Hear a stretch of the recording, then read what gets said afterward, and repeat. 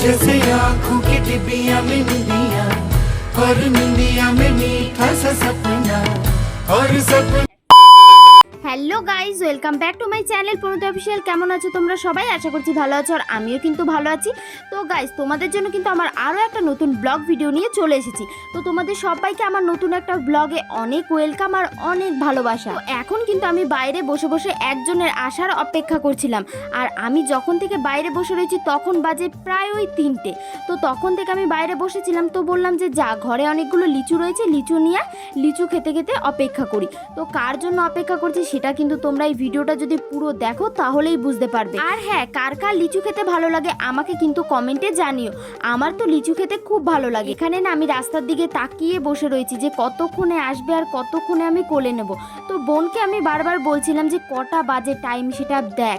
তারপরে মনে পড়লো এখনো তো অনেক কাজ বাকি রয়েছে, এখানে বসে থাকলে হবে না। তাই কিন্তু ঝটপট লিচু খেয়ে এখন আমরা চলে যাচ্ছি। আর আমার সাথে কিন্তু যাচ্ছে আমার বোন। দিদিরও আসার কথা ছিল, বাট দিদি বলছে যে তুই এখন যা, আমি একটু পরে যাচ্ছি। আর এখানে এসেই দেখো আমরা কাজে লেগে পড়েছি। এখানে বোন বেলুন ফোলাচ্ছে আর আমি এদিকে বেলুনগুলো টানিয়ে দিচ্ছিলাম। তো তোমাদেরকে বলেই দিই যে কার জন্য এতক্ষণ ধরে অপেক্ষা করছি আর কিসের জন্য এত আয়োজন করছি। আসলে আমার একটা দিদির বেবি হয়েছে, আর বেবি ছেলে হয়েছে না মেয়ে হয়েছে সেটাও কিন্তু তোমাদেরকে বলবো। আর এই ওয়েলকাম জানানোর প্ল্যানটা কিন্তু আমারই ছিল। আসলে সকালবেলায় ভেবেছিলাম হসপিটালে দেখতে যাব, তারপরে আমাকে কাকু বলল যে না, আজকে আর যেতে হয় না, আজকে দিদিরা বাড়িতে আসছে। তারপরে আমি সকালের কাজবাজ করে আমি গিয়েছিলাম দিদির বাড়িতে। তো গিয়ে দেখলাম কাকু আর জায়েম্বু মিলে কিন্তু দিদিকে নিয়ে আসতে যাচ্ছে। তো জায়েম্বুকে বললাম যে একটু সারপ্রাইজ দেবে না দিদিকে, এতদিন পর হসপিটাল থেকে আসছে, একটু বেবিকে ওয়েলকাম জানাও। তো জায়েম্বু বলছে সের জন্য তো তোমরা রয়েছো, সেটা আবার আমাকে ভাবতে হবে। তাই কিন্তু আমরা ভাবলাম একটু ছোট্ট করে আয়োজন করি। আর জায়েম্বুকে আমি বলছিলাম যে তোমাদের আসতে তাও কতক্ষণ সময় লাগবে সেটা বলো। মানে জায়েম্বুরা যখন বেরিয়েছিল তখন প্রায় ওই 10:30 থেকে 11টা বাজে। তো জায়েম্বু বললো যে 2টো বেজে যাবে মিনিমাম। বাট জায়েম্বুদের আসতে কতক্ষণ সময় লেগেছে সেটা তোমাদেরকে বলি। জায়েম্বুরা এসেছিল প্রায় 5টা থেকে 5:30, মানে অনেকটা লেট হয়ে গেছিলো। আর তার মধ্যে কিন্তু আমি এখানে সাজানো শুরু করে দিয়েছিলাম ওই 4টের সময়, মানে 4টে থেকে 4:30-র মধ্যে আমার সাজানো কমপ্লিট হয়ে গেছিলো। বাট মিডিলে যেটা হয়েছিল সেটা তোমাদেরকে বলি, এটা শুনে হয়তো তোমরাও হাসবে। আমাকে কিন্তু প্রথমে বারণ করেছিল যে এখন সাজাতে হবে না, বাট আমার তো একটু বেশি পাকামো। দেখো এত হাওয়া দিয়েছে যে অর্ধেক বেলুনই পুরো ফেটে গেছে। মানে হাওয়াতে এত হাওয়া দিচ্ছিল, হাওয়ার কারণে দেওয়ালে ঘষা লাগছিল, আর ঘষাতে না অর্ধেক বেলুন ফেটে গিয়েছিল। আর এখানে কিছু বেলুন ছিল যেগুলো ঘরে আমরা ঢাকা দিয়ে রেখে দিয়েছিলাম, মানে যেন উড়ে না যায় পাখার হাওয়াতে। আর যে কটা বেলুন বেঁচে রয়েছে এগুলো বললাম যে কিছুক্ষণ পরে সাজাবো। আর এখানে দেখো আমরা ফুল এনেছি, মানে এই ফুলটা দিয়ে আমরা লিখবো ওয়েলকাম। তো ওয়েলকামটা আমি বললাম যে আগের থেকে লিখে রাখি, কারণ ওয়েলকামটা তো আর ফেটে যাওয়ার ভয় নেই, এটা তো ফুল দিয়ে করব। তাই জন্য কিন্তু এখন আমরা সোজা চলে যাব ওয়েলকাম লিখতে।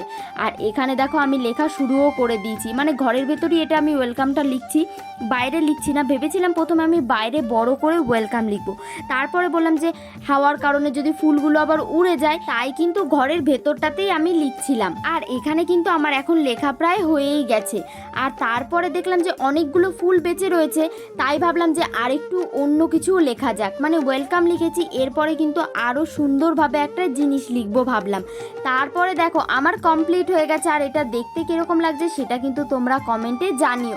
আমার তো বেশ ভালো লাগছিল। এখানে হয়তো ওয়েলকাম বেবিটা লিখলে আরও বেশি ভালো লাগতো, বাট আমাদের লেখা হয়ে গেছিলো যেহেতু, তাই ভাবলাম যে বেবি ওয়েলকাম এটাই থাকুক। ভেবেছিলাম গার্লস না বয়েজ এটা এখানে লিখবো, তারপরে ভাবলাম যে না, এটা একটু সাসপেন্স থাক।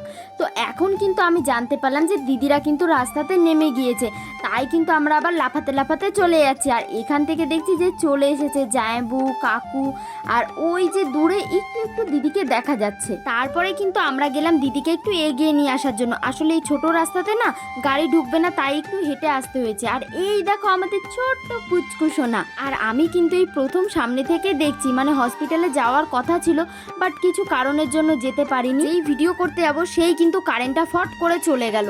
মানে বুঝতে পারছো কিরকম কারেন্ট জ্বালায়। আর এখানে না সবাই ডাকাডাকি করছে, বলছে ওঠো, দেখো তুমি কোথায় এসেছো। আর আমাদের সোনা তো ঘুমাতেই ব্যস্ত, মানে কত সবাই ডাকছে, কারো কথায় কোনো কানই দেয় না।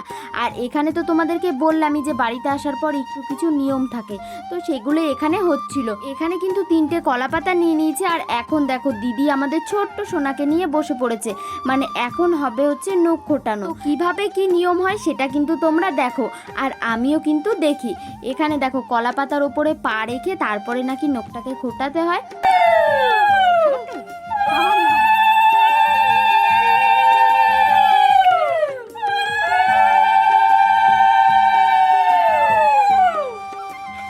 এদিকে কিন্তু আকাশের অবস্থা পুরো খারাপ, মানে একটু পরেই হয়তো বৃষ্টি নেমে যাবে, মানে এরকম একটা লাগছিল। আর যা গরম পড়েছে, এই গরমে সত্যি একটু বৃষ্টি হওয়া খুবই দরকার। এখন কিন্তু আমাদের ছোট্ট সোনাকে ঘরে নিয়ে যাচ্ছে, আর দেখেছো তো এখনো কারেন্ট আসেনি, সেই কখন কারেন্ট গেছে, মানে দিদিরা যখন এসেছে তার প্রায় 2-3 মিনিট পরেই কারেন্ট চলে গিয়েছে। কারেন্ট আসবেই বা কি করে, আকাশে যা মেঘ করেছে, মানে এই মেঘ দেখে তো অবস্থা পুরো খারাপ হয়ে যাচ্ছে, মনে হচ্ছে একটু পরেই হয়তো ঝড় আসবে। পুরো কালো হয়ে গেছে আকাশটা। দেখো আমাদের সোনা ঘরে এসে পুরো তাকিয়ে তাকিয়ে দেখছে যে এটা আবার কোন বাড়িতে আসলাম। তো তোমাদেরকে বলি এবার, আমাদের এই ছোট্ট সোনা ছেলে নাকি মেয়ে? আমাদের এই ছোট্ট সোনা ছেলে। তোমরা সবাই আশীর্বাদ করো আমাদের এই ছোট্ট সোনা যেন সারা জীবন অনেক ভালো থাকে, সুস্থ থাকে। এদিকে কারেন্ট না থাকার কারণটা বলি, দেখো বাইরে কিন্তু প্রচন্ড পরিমাণে বৃষ্টি হচ্ছে।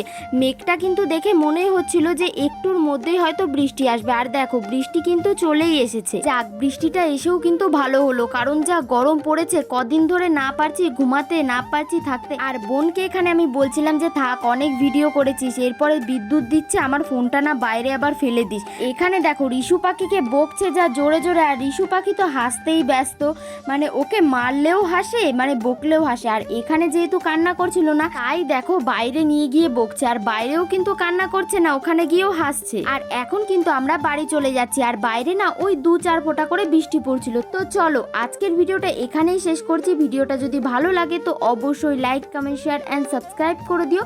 চলো বাই, দেখা হচ্ছে নেক্সট ব্লগে।